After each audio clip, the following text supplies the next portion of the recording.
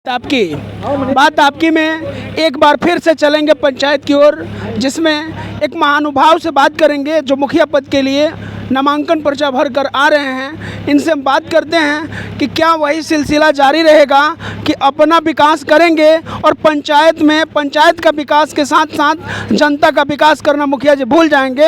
हर बार वादा तो बहुत किया जाता है कि हम ये कर देंगे, वैसा सड़क बना देंगे, जैसे लालू जी ने कहा था कि हेमा मालिनी के गाल के जैसा बनवा देंगे। तो ये सभी लोग वादा करते तो बहुत कुछ है, लेकिन कर पाते ज़मीनी स्तर पर कुछ होता नहीं है। इसी कड़ी में एक मुखिया प्रत्याशी से बात करते हैं। आप देख रहे हैं बात आपकी, और बात आपकी में मुखिया प्रत्याशी का स्वागत है। स्वागत है आपका भी और आपके चैनल का भी स्वागत है।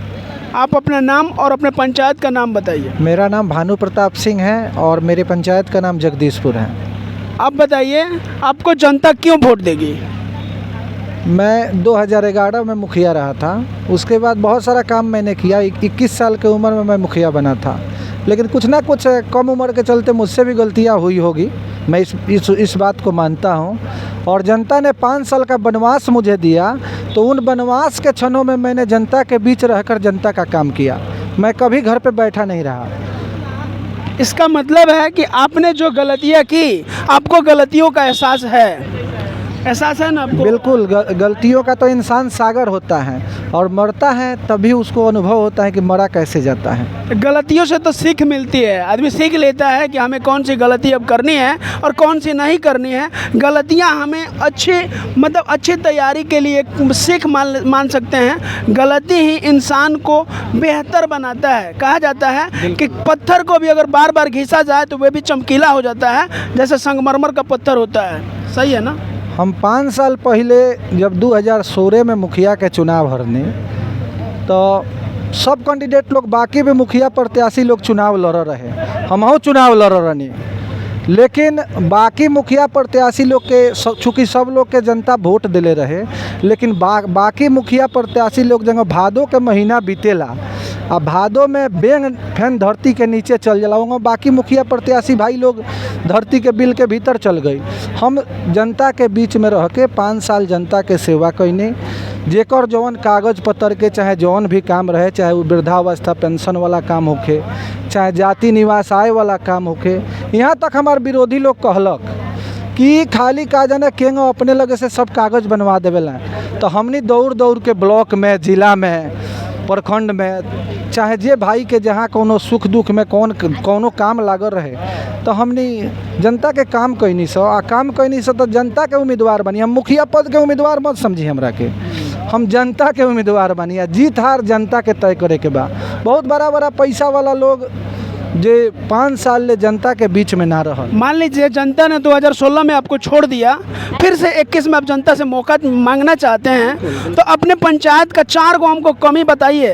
अगर आपको जनता चुनती है तो वो 4 कमियों को पहले दूर कीजिएगा। देखिए, बहुत सारा काम जौन बाकी रहे, जौन हम करे के प्रयास भी कैले नहीं, बहुत सारा काम ना भाई। अभी का कमी बा? 4 गो कमी बताई जौन रउरा मुखिया बने। अगर रउआ के जनता वोट देता, रउआ मुखिया बनता नहीं, तो 4 गो ऐसा काम बताई जौन पूरा करें। देखिए, पशु शेड के व्यवस्था के बात भई रहे, सरकार बहुत बड़ा योजना ले आई, लेकिन हमारा पंचायत में एको गो पशु शेड ना बनल। कूड़ादान वाला जौन व्यवस्था के बात भई रहे, हम कागज पत्र में सुने नहीं कि बहुत सारा कूड़ादान बहुत पंचायत में बनल बा, लेकिन स्थल पर एको को दिखाई नहीं खे देत। ओकरा बाद रउआ चिकित्सा के जौन बात बा, आज तक हमने के यहाँ प्राथमिक उप स्वास्थ्य केंद्र बा, लेकिन एको को डॉक्टर केहू ओमे कहियो ना बैठल। ओकरा के दुरुस्त करे के बा। शिक्षा व्यवस्था के जहाँ तक बात बा, शिक्षा व्यवस्था के दुरुस्त करे के बा। ओकरा बाद गली वाला जौन नाली वाला काम रहे, गली नली वाला मुख्यमंत्री के जौन कार्यक्रम बा, नाली वाला काम भी बहुत जरूरी बा पंचायत में, ओकरा के दुरुस्त करे के बा। जितना परिवार बा, जितना गरीब भाई बंधु लोग बा, सब लोग के राशन कार्ड मुहैया करावे के बा। जितना भाई बंधु लोग गरीब बा, ग्रामीण जनता लोग जे घर विहीन बा, टूटल फूटल घर में रहता, ओकरा खातिर आवास के सुविधा उपलब्ध करवावल सबसे मुख्य प्राथमिकता होला। देखिए, राजनीति में अभी लोग कहता, सब लोग चुनाव लड़ता, केहू मुखिया से, केहू समिति से, केहू जिला परिषद से, केहू पंच से, लेकिन केहू मुखिया प्रत्याशी बतावत नहीं खे जे रउआ मुखिया के चुनाव लड़ते हैं तो रउआ का करें। लोग जाता कहता कि हाथ जोड़ता कहता कि हमरा के वोट दे देम। देखिए हम लोग से एगो बात कहनी कि कबो कौनो रंगदार के वोट नहीं के देवे के, रावण कंस के वोट नहीं के देवे के। वोट वो आदमी के मुखिया पद खातिर देवे के बा जौन आदमी के रउआ खिसिया के दूगो बातों कह दी तो उ सुन नहीं, के। एगो बात मुखिया जी, रउआ नजर छिपा के बात करता नहीं, हमारा योर ताक के बात कर। बिल्कुल बिल्कुल ठीक बा, अब से बोलिए, मतलब आप समझिएगा। अब आपको बताना है कि मान लीजिए आप तो बहुत सारा काम बताए, आपको जनता इस बार चुन देती है, तो आप बताइए अभी अभी 1-2 महीना पहले आप शायद सो गए होंगे या जगे होंगे, अभी सरकार ने एक योजना लॉन्च किया था प्रत्येक पंचायत में 1,70,00,000 रुपया, मतलब 1 करोड़ के बाद जो रुपया है उसके जनसंख्या के आधार पर दिया जाएगा, जिसमें प्रत्येक बिजली के खंभा पर एक स्ट्रीट लाइट लगाना था और प्रत्येक घर के दरवाजे पर 2-2 कचरा का डब्बा लगाना था। एक डब्बा में गीला कचरा रखा जाएगा और एक में सूखा रखा जाएगा। आपके पंचायत में नहीं हुआ तो आप कहाँ थे, हुआ है तो कैसा है? देखिए सबसे बड़का बात बा कि नज़र तो उ छुपावेला जौन आदमी चोर होला, आ जौन आदमी हार के भी जनता के बीच में रहल बा उ ना दिन के नज़र छुपावेला ना रात के नज़र छुपावेला। आ जनता के बीच में रहे वाला कहियो नज़र छुपा के ना चलेला। रह गइल कि जौन कूड़ादान के व्यवस्था बा चाहे पशु शेड के व्यवस्था बा, हमरा तो मने पता ना, हमरा पंचायत में दिखाई नहीं खे देत। हमने भी बहुत विरोध कैनी से, जैसे बाढ़ आई रहे तो आदरणीय सब जे ओबरा जनप्रतिनिधि लोग रहे तो उ लोग कहे जब बाढ़े नहीं खे आइल, हमने सीओ साहब ओबरा निवर्तमान सीओ साहब के ज़बरदस्ती बुला ले गई सो कि देखी जे जगदीशपुर पंचायत में बाढ़ आइल बा कि ना। ओबरा के निवर्तमान विधायक जी रहनी, वहाँ के बुला के हमने देखनी सो कि देखी रहुआ कि बाढ़ आइल बा कि ना।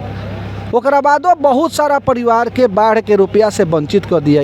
देखिए बहुत दुख के क्षण होला, एगो गरीब आदमी रउआ के वोट देता मुखिया प्रत्याशी समझ के तो ओकर बहुत सारा आशा बा, विश्वास बा, लेकिन वो विश्वास के बेरा रुपया के बल पर, दारू के बल पर, मीट मछली के बल पर प्रतिनिधि लोग कीने के काम करता। तो जनता के लोग एगो सबसे बड़का चीज़ ओकर ईमान होला, ओकरा के कीने के क्षमता बड़ा से बड़ा धनवान में नहीं खे। हमारा जगदीशपुर पंचायत के जनता ये रंगदार प्रवृत्ति के लोग के, बहुत पैसा वाला लोग बात अपन देखावता, वो लोग के जवाब दी। और वह देखें 12 तारीख के चुनाव बा, 12 दिसंबर के, आज यह काउंटिंग हुई, वो दिन मुखिया पद के जीत ना हुई, वो दिन जनता के जीत हुई। देखिए जान लीजिएगा, जनता के लिए एक संदेश है, आपका एक एक कीमती वोट, आपके वोट का इतना कीमत है। 5 साल के लिए आप उम्मीदवार चुनने जा रहे हैं, अपना प्रतिनिधि चुनने जा रहे हैं, अपना सेवक चुनने जा रहे हैं जो आपका सेवा करे। मुखिया जी लोग को तो ये पता नहीं कि हमारा से बीडीओ बड़का हो कि बीडीओ से हम बड़का बने। आप जनता के सेवक हैं, उस सरकार का सेवक है बीडीओ साहब, हम लोग साहब कहते हैं। तो आप मुखिया जी जाकर बीडीओ साहब को सलाम करते हैं, लेकिन बीडीओ साहब को सलाम करना चाहिए किसको? मुखिया जी को। आप जनता के सेवक हैं और हमारे यहाँ लोकतंत्र चलता है, for the people, of the people, by the people, जनता के लिए, जनता के द्वारा चलाए गए शासन को लोकतंत्र कहा जाता है। और जनता का सेवक एक सरकारी कर्मचारी को जाकर प्रणाम करे तो कहीं ना कहीं जनता का तौहीन करता है, उसको पता नहीं कि हम बड़ा है कि वो बड़ा है। ठीक है, तो इसी कड़ी में आपको जनता के लिए संदेश है, आपका कीमती वोट एक बेहतर को देना है जो आपके पंचायत का तकदीर और तस्वीर दोनों बदल सके। आप देख रहे थे बात आपकी।